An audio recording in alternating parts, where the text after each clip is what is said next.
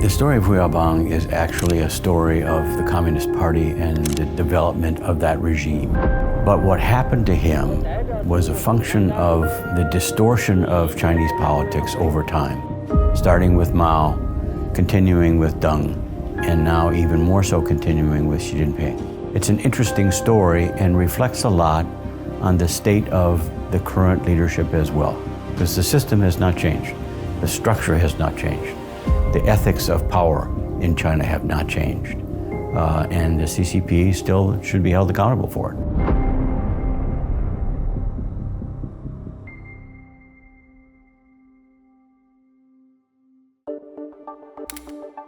This book is actually a prequel to the book that I wrote at Brookings in 2003, which was a study of U.S.-China relations after Tiananmen. And of course, Hu Yaobang played a significant role in the Tiananmen demonstrations because they started on account of his death and funeral. So I included a very short study of Hu Yaobang in that earlier book, but I thought there's something missing here. It's not a complete story. And then as I talked to some officials in Beijing, they said, Hu Yaobang is a very important figure and you should pay more attention to it.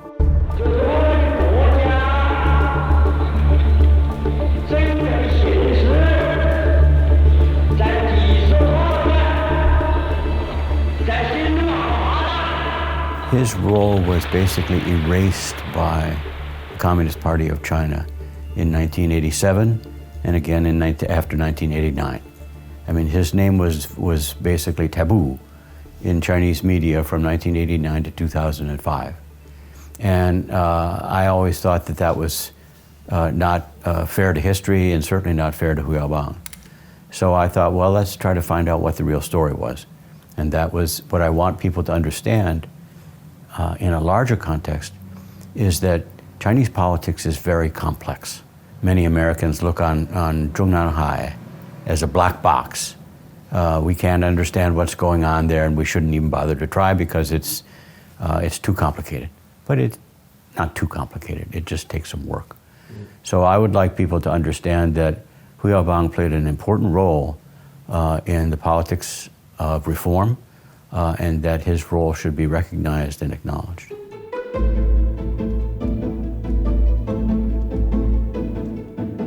You use the conscience of the party as the title of the book.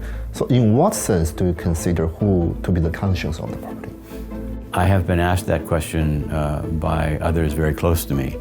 When did Hu Yaobang discover his conscience? Because as you know and understand, Hu Yaobang often did things that were against his conscience, that he was regretful of doing. For example, in the 1959 Lushan meeting, Hu Yaobang was forced, because he was a Central Committee member, to raise his hand in support of the purge of Peng Dehuai and the criticism of Peng Dehuai. Hu Yaobang did not agree with that. And the same thing was true in 1968 when he was called to Beijing. They took him out of prison and they called him up to attend a meeting of the 8th Central Committee, at which Liu Shaoqi was castigated, thrown out of the party, and dismissed for life. And Hu Yaobang was at that meeting and he raised his hand in support of the party resolution, and afterward he always regretted it. So he did not always live by his conscience, but he never forgot it. And after he was himself purged and sent down to a labor reform camp in 1969, he was treated very badly. He was treated badly in the Cultural Revolution as well. And I think it affected his attitude toward the party and what the party was trying to accomplish. So when he was finally released from the labor reform camp in 1972, he still did not have a job. So he stayed at home and he read books, smoked cigarettes, thought about what had happened to him, and began to think critically about what the party was doing and what mistakes it had made.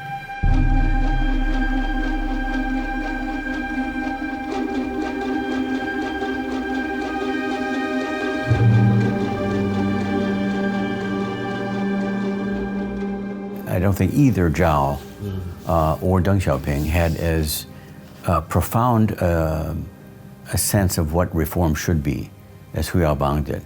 For Deng Xiaoping, it was a matter of changing the goal of the party's work from class struggle and unceasing revolution to improving the four modernizations, to improving the livelihood of the people and of the economy. For Zhao Ziyang, he had some specific ideas that he thought reform needed to be a gradual process. And you'd start with the key reforms like price reform, for example, and maybe political reform. And then you'd kind of work your way up into different levels of reform. Hu Yaobang really had a sense of, we need to start deeper than that. What does reform mean? Reform means changing something. It means changing something that you did wrong. His attitude was not just that the policies were wrong, but the driving force behind those policies was not correct. It was power. It was personal power. And he thought that should not be the primary force driving Chinese politics. And people recognized that. People knew that he was not a typical shoujiang, that he listened, that he asked questions, and that he wanted to do things that were in their interest, not just in the interest of the party, but in the interest of the people. So he basically always was looking at the Lao Baixing and wanted to figure out what are the ways that we can improve their livelihoods as best as possible. And he started out, as soon as Mao died, Ye Jianying sent his son, I believe, to meet with Hu Yaobang. And he said, if China is to have a resurgence, what are the things that need to be done? And he thought about it for a day. And he said, we need to, first of all, stop criticizing Deng. Second, we need to reverse all these evil verdicts against people who were purged during the Cultural Revolution. And third, we need to get back to production. We need to get people so they can raise their own food. And so that was his kind of his hallmark of what needs to be done. And not a lot of other leaders in the party accepted that, or were willing to follow Hu Yaobang in trying to move the Chinese system in that direction. Hu Yaobang and Deng Xiaoping's relationship is very critical during that period. Deng Xiaoping actually supported some of the Hu Yaobang's mayors in policies, and Hu Yaobang is also following Deng Xiaoping's reform, right? So can you describe some of the key points in their relationship? Well, it was interesting. I mean, most people subscribe to the idea that Hu Yaobang was a protege of Deng Xiaoping. Hu Yaobang never accepted that idea. Their relationship went back to 1950 in the Southwest Bureau of the Communist Party of China, Sichuan, Guizhou, Yunnan, and Xikang, as well as Chongqing. Deng Xiaoping and Hu Yaobang played bridge together. They both loved the game. They were both very good at it because you have to concentrate. Yeah. You have to count cards, and you have to know how to play them. And they laughed and smoked and snacked and had drinks and had a good time. But nobody talked about politics. So the relationship when they came back was still kind of formal. When in 1975, when Mao finally brought Deng Xiaoping back and said, "Fix this mess," that the Cultural Revolution had become, and Deng, strode in his usual way and took charge, and he accepted Ye Jianying's proposal that Hu Yaobang be one of his principal assistants and put into the Chinese Academy of Sciences. Deng said, okay, let him administer it. But they almost immediately began to disagree with each other because Hu Yaobang just walked right in and said, Chinese Academy of Sciences does science. It doesn't do ideology. It doesn't do vegetables. And he proposed to bring back all these old scientists who were purged. And Deng Xiaoping sort of says, calm down, don't, because Mao was still alive at that point. And they were all afraid that Mao was going to, which he eventually did, sort of put them all back in jail again, which happened in 1976. And Hu Yaobang was out there, and Hu Qiaomu was trying to, what he did was he put a quote from Mao into one of Hu Yaobang's speeches. And Mao eventually said, I didn't say that. And so they threw them all out again. So Deng's tolerance for Hu Yaobang's kind of free thinking was always affected by the fact that he often said, Hu Yaobang often said things that Deng didn't agree with or didn't understand. And so that eventually brought about, I think, the final deterioration of their leadership, of their cooperation.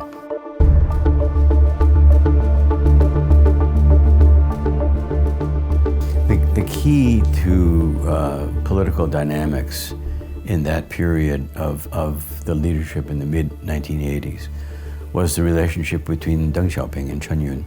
It's very complicated, and I try to deal with it in the book because it affected the ability of both Hu Yaobang and Zhao Ziyang to carry out what they thought were their proper duties. Their principal falling out came over the history resolution, which was in 1981.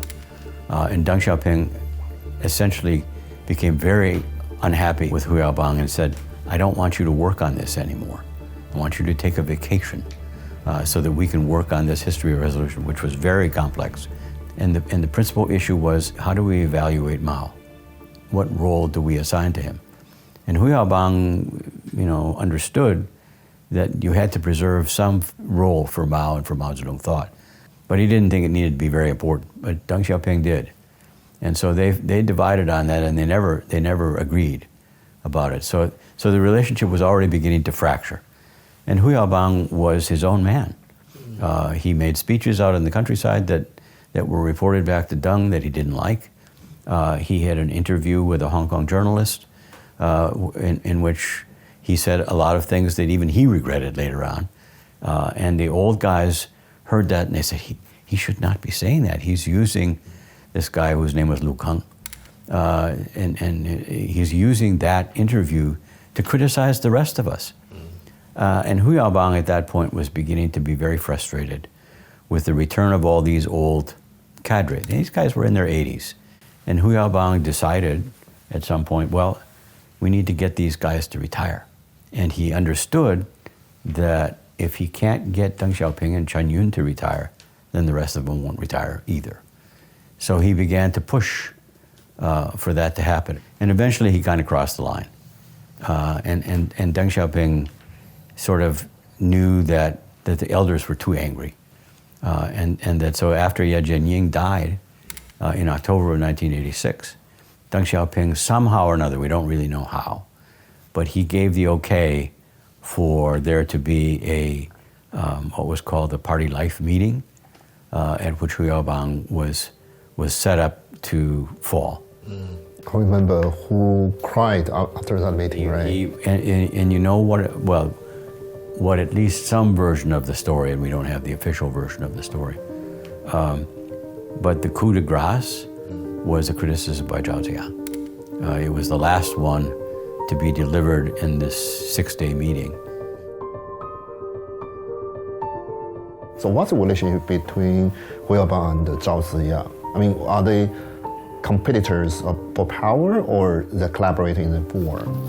They didn't collaborate much. I mean, first of all, they had a different relationship with Deng Xiaoping. Zhao Ziyang was appointed by Deng, and Zhao Ziyang was given the responsibility for managing the economy, which he did as head of the party's Economic and Financial Committee, and also as premier. And Chen Yun wasn't altogether happy with that. So he began to kind of nibble at Zhao's reputation. So Zhao was under pressure on his own, never had what he considered to be the proper authority to make decisions about the economy. And he thought that Hu Yaobang was also interfering in economic affairs, which he was to a certain degree. So Zhao wrote a letter in 1984 to Deng and Chen Yun saying, you need to straighten out the leadership situation. We need to set down and make clear what the relationship is going to be between the premier and the general secretary. Otherwise, I won't be able to stand up to Hu Yaobang. Hu Yaobang liked Zhao Ziyang, but they were different. And Zhao Ziyang supported Hu Yaobang on occasion, but for the most part, they didn't have much to do with each other.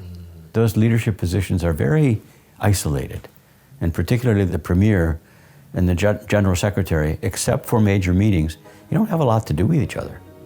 Their relationships are very formalized.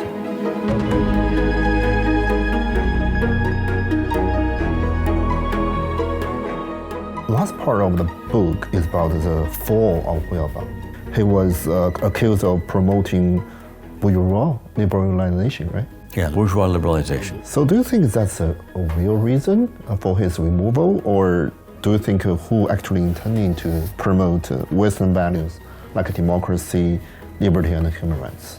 I don't think he ever necessarily thought that we need to do a full democratization of our political system, do away with the party, and all the rest of that. He never went down that road because he knew there was too much opposition to it. But did he support talking about it, investigating the issues, allowing people to write philosophical tracts that didn't necessarily square with orthodox Mao Zedong thought? Yes, he did. He didn't think it was appropriate for people to be thrown in jail for their ideological beliefs. And so he rejected the whole line of Mao Zedong thought that said we need to punish these people, they're rightists and we can throw them in jail and it doesn't matter. For Hu Yaobang, that was wrong. You said Hu Yaobang is a tragic hero. So in what sense his story is a tragedy, and in what sense he is a hero? You know, the tragic hero is sort of, my sense is that there is a Chinese tradition for this. People like Hu Yaobang, for example, and you know, people who are noble and sophisticated and desire the best for the people, but they fall out of favor with the emperor or with the political powers that be. And although they don't necessarily call them tragic heroes, that's more a Western philosophical concept. The ideas are similar.